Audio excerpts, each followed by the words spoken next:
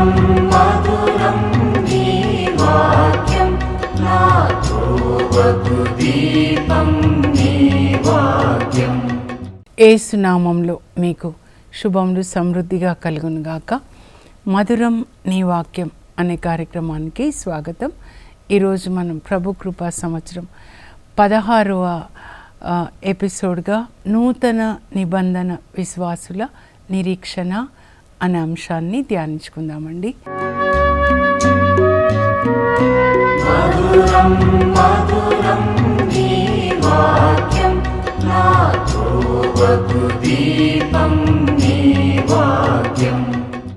నిన్నటి దినాన పాత నిబంధనలో ఇద్దరిని గురించి మనం ధ్యానించుకున్నాము. ఒకరు అబ్రహాము, విశ్వాసమునకు తండ్రి, ఆయన నిరీక్షించాడు కనుక పొందాడు. అలాగే యోబు నిరీక్షించాడు, నేను మంచి రోజుల కొరకు వేచి ఉంటాను, నా ఇక్కటులు తీరే వరకు కూడా నేను ఎదురు చూస్తాను, నా విమోచకుడు సజీవుడు, ఆయన కడన నన్ను సమర్థించి తీరుతాడు, నా శరీరం కృషించిపోయిన ఈ కన్నులతో నేను నా దేవుని చూస్తాను అని విశ్వాసపు మాటలు మాట్లాడాడు. ఆయన విశ్వాసం ఈ లోక విషయాల కొరకు కాదు. దేవుడు అబ్రహాంకి కూడా ఈ దేశాన్ని నీ సంతతి వాళ్ళకి ఇస్తాను అని వాగ్దానం చేస్తాడు ఆదికాండం 12:7. కానీ ఆయన హృదయం దేని మీద ఉంది అంటే, హెబ్రీ పత్రిక చదవాలండి 11వ అధ్యాయంలో 8వ వచనం నుండి, ఈ లోకపు కానా దేశం మీద కానీ ఈ లోకపు యెరూషలేము మీద కాకుండా అబ్రహాము తన హృదయాన్ని పరలోక యెరూషలేము మీద ఆయన నిలిపాడు అని ఉంటుంది. అంటే పాత నిబంధనలోనే క్రొత్త నిబంధన స్టాండర్డ్స్ అన్నమాట. ఆయన హృదయం అంతా పరలోకాన్ని కోరుకుంది. ఇప్పుడు నూతన నిబంధనలో మనం క్రింది వాటిని ప్రేమించకూడదండి, పై వాటిని, అంటే పైనుంచి వచ్చిన యేసుప్రభు ఆయన వాక్యాన్ని అన్నమాట, ఆయన బోధించిన దాన్ని. అలాగే పైనుంచి వచ్చిన పరిశుద్ధాత్మ మన హృదయంలో నివసించాలి. అప్పుడే మనము క్రీస్తునకు చెందిన వాళ్ళం అవుతామండి. ఈ మతంలో పుట్టినప్పుడు కాదు. క్రీస్తు ఆత్మ ఎవరి యందు లేదో వాళ్ళు క్రీస్తునకు చెందిన వాళ్ళు కాదు. క్రీస్తు ఆత్మ, తండ్రి ఆత్మ, పరిశుద్ధ ఆత్మ రోమా 8లో మనం 7వ వచనం నుంచి చదివితే ఉంటుంది. అందుకే రోమా 8వ అధ్యాయము 12 ఈ రెండు చాలా ముఖ్యమైన అధ్యాయాలండి. నిజానికి రోమా పత్రికని పౌలు సువార్త అంటారు. చాలా చాలా చదవాలన్నమాట. ఇంకా ఏంటంటే, దేవుని ఆత్మ వలన నడపబడువారు దేవుని పుత్రులు.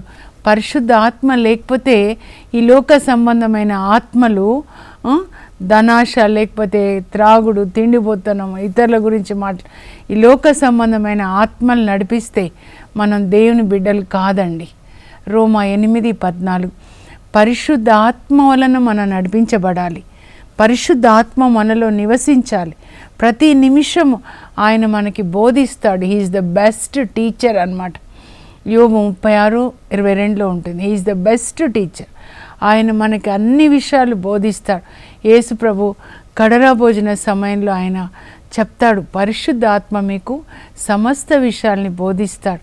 ఈ శరీరం ఒక మట్టి కుండ, మనం దేవుని బిడ్డలు, దేవుడు ఎలా సృష్టించారు ఈ విశ్వాన్ని అని, ఆ తర్వాత మనం దేవుని యొక్క వాక్యం ప్రకారం ఎలా జీవించాలి. దేవుడు ఆత్మ, మనం కూడా ఆత్మే. ఈ ఆత్మ కొంతకాలం ఈ మట్టి శరీరంలో ఉంటుంది, తర్వాత తనను సృష్టించిన సృష్టికర్త దగ్గరికి ఈ ఆత్మ చేరుకుంటుంది. అలాగే పరిశుద్ధ ఆత్మ మన ఆత్మలో ఆయన నివసిస్తారన్నమాట. అన్ని విషయాలు దేవుని గురించి బోధిస్తాడు. ఎలా దయ్యం పని చేస్తుంది ఈ లోకంలో అది కూడా బోధిస్తాడు. అన్ని విషయాలు కూడా బోధిస్తాడు అని యేసు ప్రభు చెప్పారనమాట. కనుక పరిశుద్ధ ఆత్మని మనం పొందాలండి. దేవుని యొక్క వాక్యాన్ని మనం చదవాలి. పరిశుద్ధ ఆత్మే మనకి నేర్పిస్తారు ఎలా చదవాలి, ఎలా దేవుని వాక్యాన్ని మనం పాటించాలి. హోసియా గ్రంథం 11లో, ఇదిగో మీకు నడకలు నేర్పించింది నేనే, మీకు గోరు ముద్దలు తినిపించింది నేనే. ఎవరు అనంటే పరిశుద్ధ ఆత్మ అన్నమాట. నడకలు, నీతి మార్గంలో నడకండి, ధర్మ మార్గంలో నడక. ఇలా వాక్యం ప్రకారం గోరు ముద్దలు, అమ్మ ఎలా గోరు ముద్దలు తినిపిస్తుంది కదండి. మన ఆత్మలో జన్మించినప్పుడు పరిశుద్ధాత్మ అమ్మలాగా మనకి ఈ గోరు ముద్దలు తినిపిస్తాడనమాట.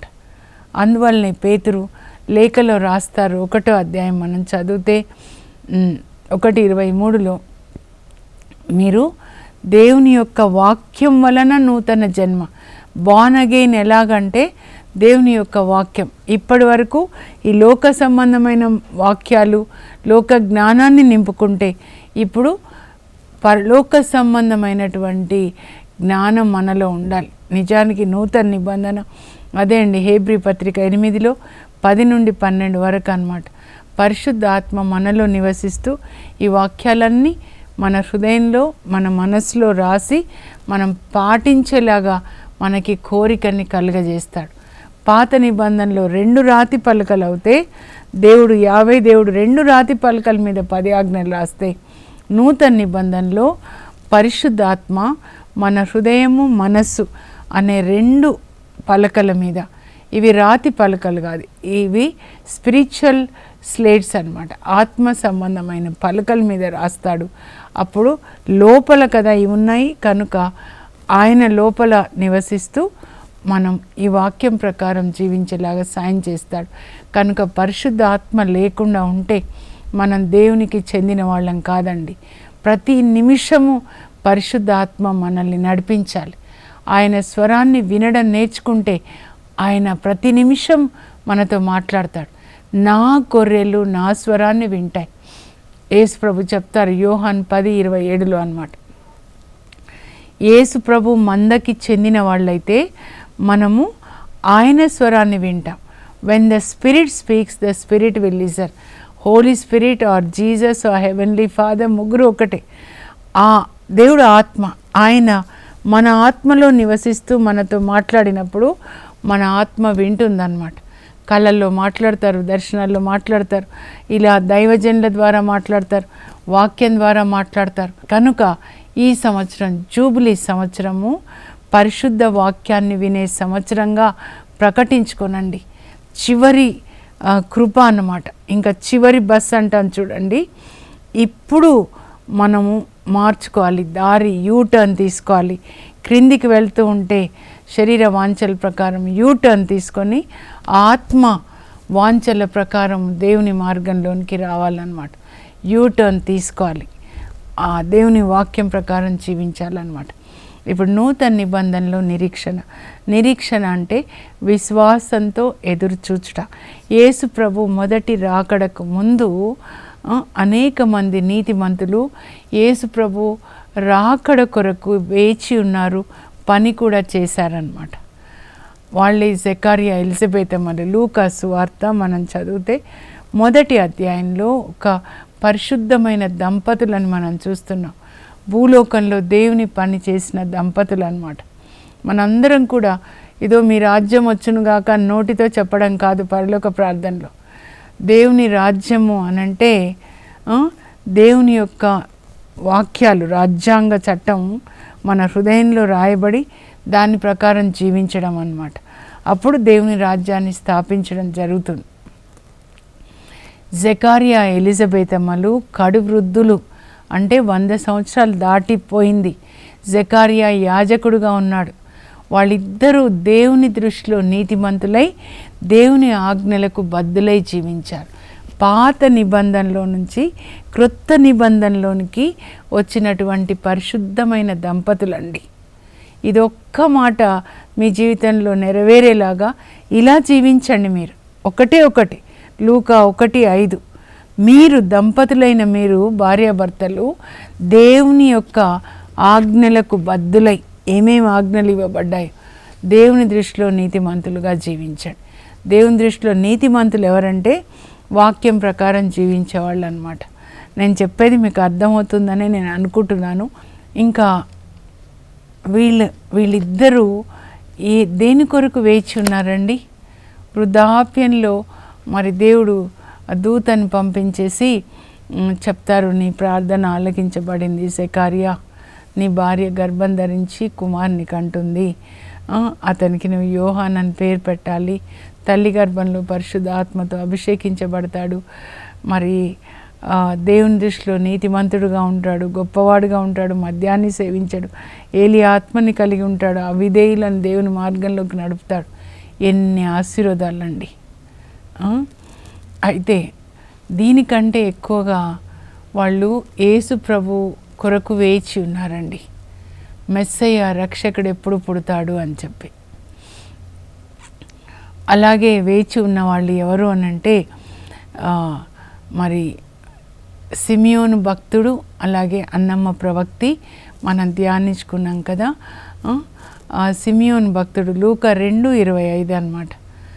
ఆయన దేని కొరకు ప్రార్థించాడంటే 100 సంవత్సరాలు దాటిపోయింది, ఇంకా జీవిస్తున్నాడు. ఎందుకంటే ఆయన దేవుణ్ణి ఏమడిగాడంటే, రక్షకుణ్ణి చూసే వరకు నేను మరణించను, మీరు రక్షకుణ్ణి పంపించాల్సిందే. ఎన్ని వాగ్దానాలు చేశారు మీరు పాత నిబంధనలో, రక్షకుణ్ణి పంపిస్తాను, కన్యక గర్భం ధరించి ఒక కుమారుని కంటుంది, ఆమె అతనికి ఇమ్మానుయేల్ అని పేరు పెడుతుంది. ఇమ్మానుయేల్ అనగా దేవుడు మనతో ఉన్నాడు. అదే ఏషియా 9లో కూడా చీకట్లో ఉన్న జనులు గొప్ప వెలుగును చూశారు, మరణ ఛాయలో ఉన్న జనులపై వెలుగు ప్రకాశించింది. ఆయన వాళ్ళ మెడ మీద కాడిని విరగొడతాడు, ఆయన రాజ్యభారం వహిస్తాడు.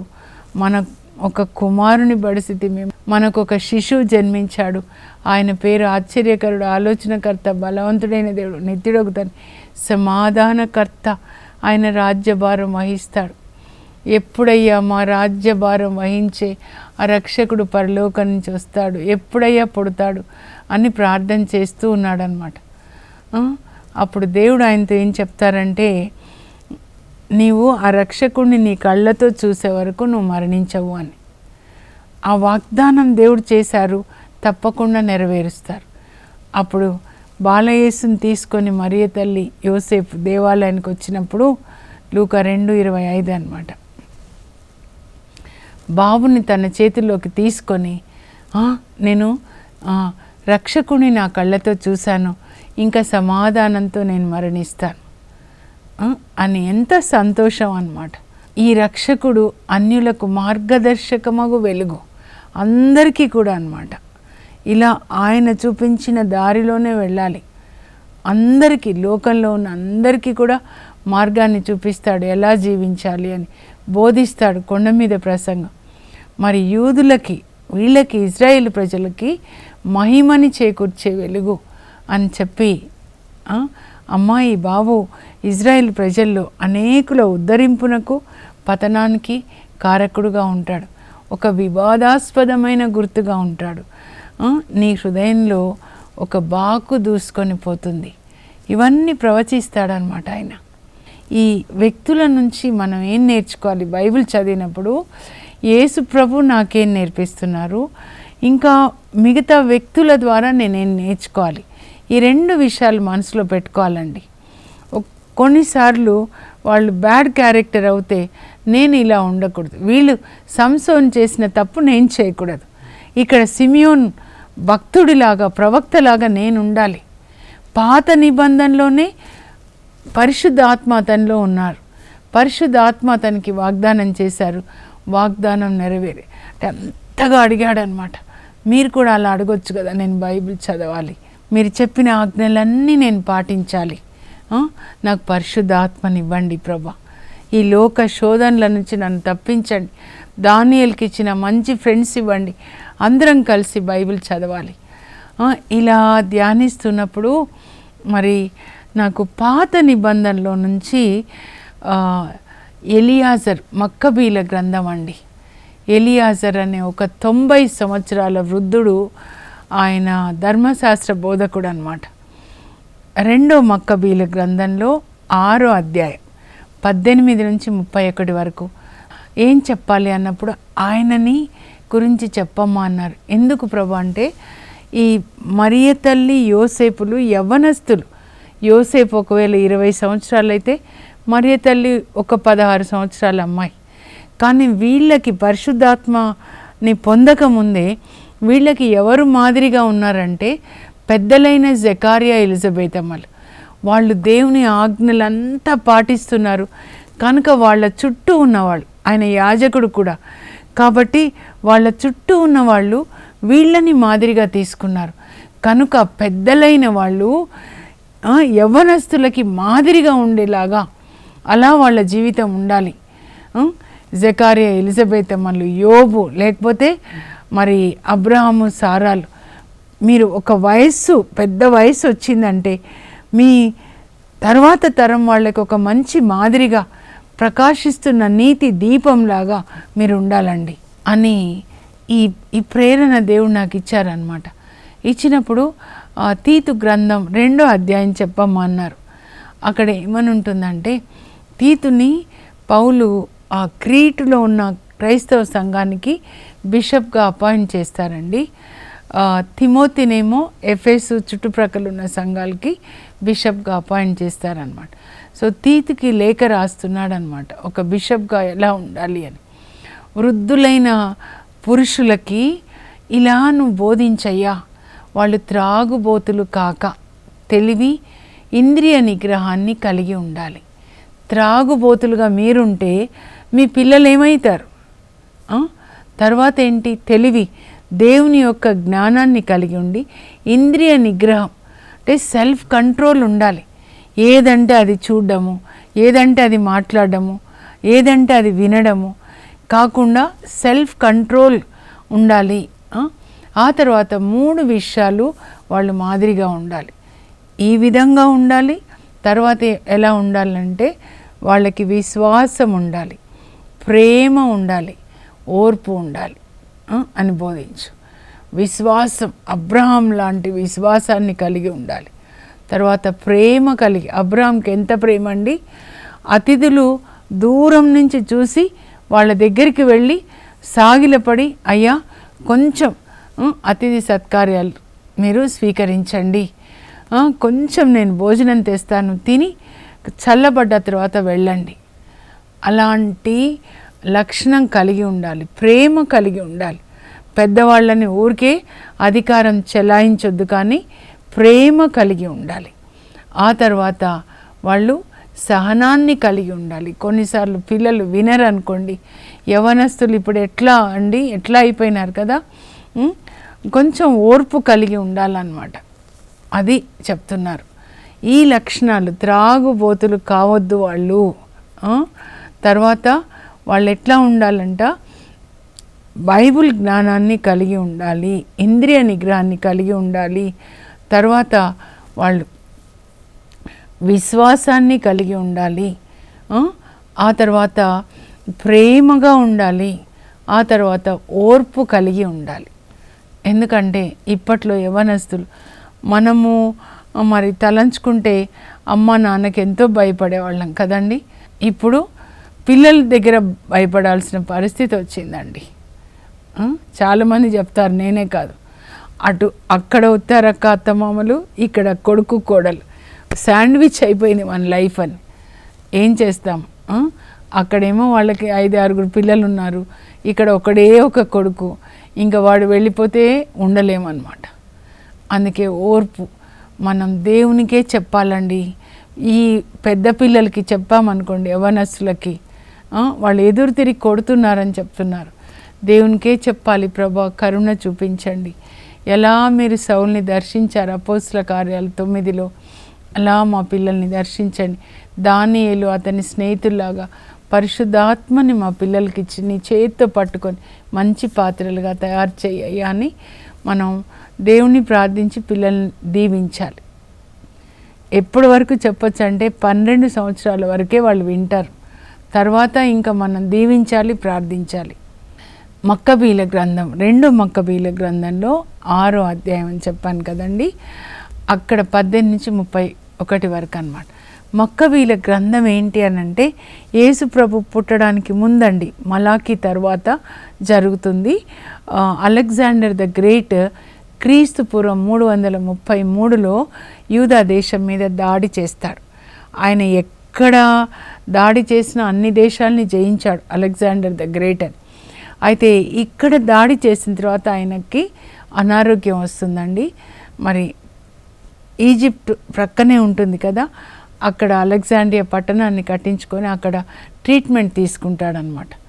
అయితే ఆయన చనిపోయే టైంలో ఇంకా డాక్టర్స్ నో హోప్ అని చెప్తే ఆయన జయించిన సామ్రాజ్యాన్ని తన క్రింద ఉన్నటువంటి 4 సైన్యాధికారులకి పంచిస్తాడండి. అందులో సెల్యూకస్, టాలమీ, కెసాండర్ అండ్ టైకిమాకస్. సో వీళ్ళిద్దరు ముందు చూద్దాము. అందులో చాలా క్రూరులు, సైన్యాధికారులు అంటేనే క్రూరులు. ఈ సెల్యూకస్ వాళ్ళకి సిరియా వస్తుందండి, ఇజ్రాయెల్ దేశం ప్రక్కనే ఉంటుంది సిరియా. తర్వాత టాలమీస్కి ఈజిప్టు, యూదా వస్తుంది. ఈ సెల్యూకస్లు ఏం చేస్తారంటే టాలమీస్ని జయించి ఈ యూదాని, ఈజిప్టుని కూడా వాళ్ళ ఆధీనంలో తీసుకుంటారనమాట. అయితే అలెగ్జాండర్ ఏమేంటంటే ప్రపంచమంతటా హెలెనిక్ కల్చర్ అంటే వాళ్ళ గ్రీక్ కల్చర్ ఉండాలని, అంటే అందరూ గ్రీక్ భాష మాట్లాడాలి.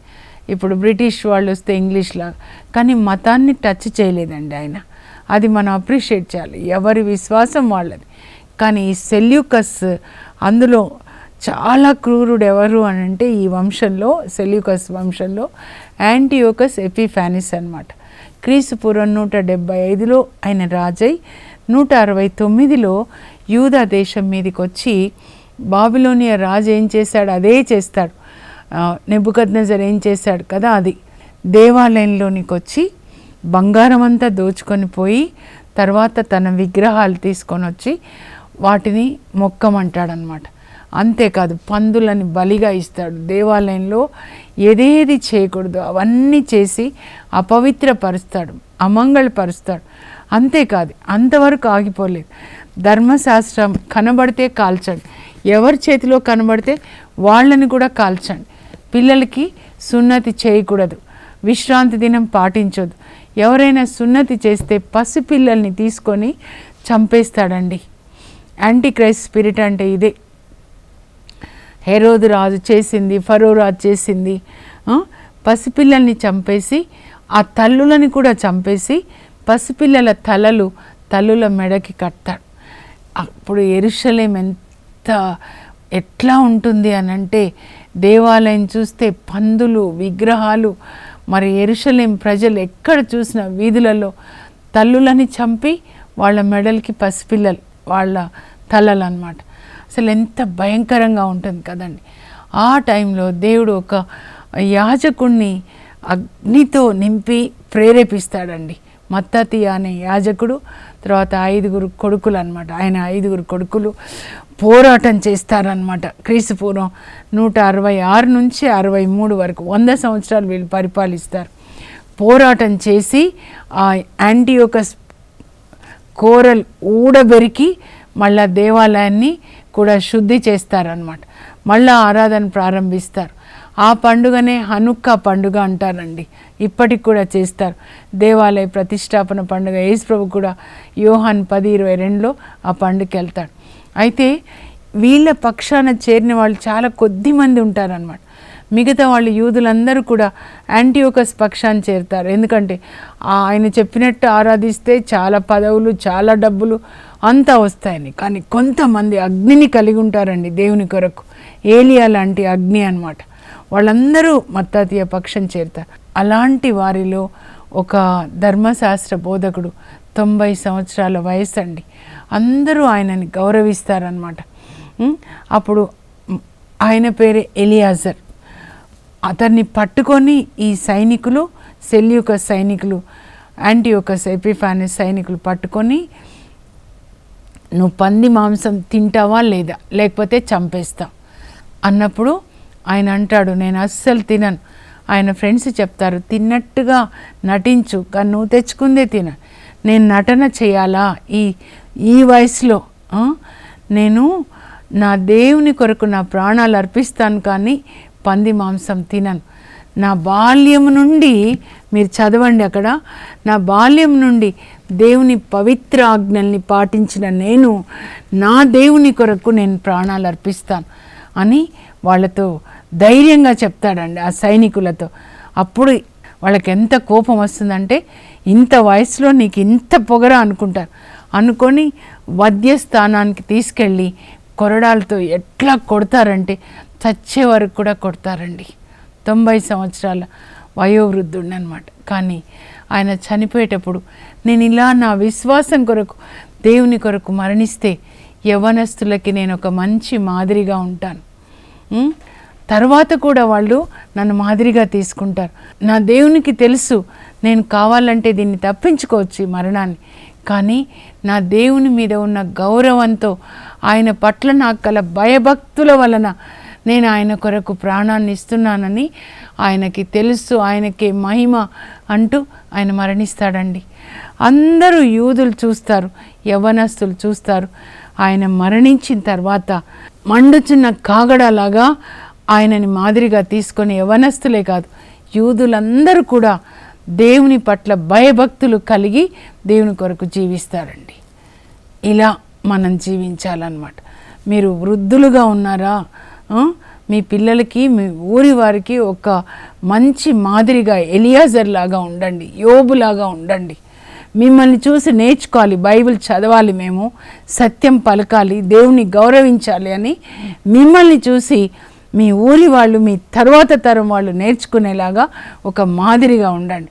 ఇది దేవుని మాట, నేను కాదండి, ప్రభు నాకు చెప్పారు కనుక చెప్తున్నాను. ఇప్పుడు ప్రార్థన చేసుకుందాం. పరలోకపు మా తండ్రి, మీ పరిశుద్ధ నామం నాకు స్తోత్రం కలుగును గాక. ప్రభా, మేము కూడా మంచి మాదిరిగా ఉండేటట్లు మీరు బాప్తిస్మ యోహాన్ని గురించి కూడా చెప్పారు.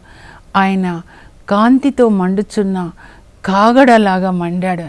అలాగే ఎలియాజర్ కూడా అలాగే మండాడు ప్రభా. అనేక మందికి ఒక ఆశీర్వాదకరంగా విశ్వాసం కొరకు తన ప్రాణాలను అర్పిస్తాడు 90 సంవత్సరాల వయసులో.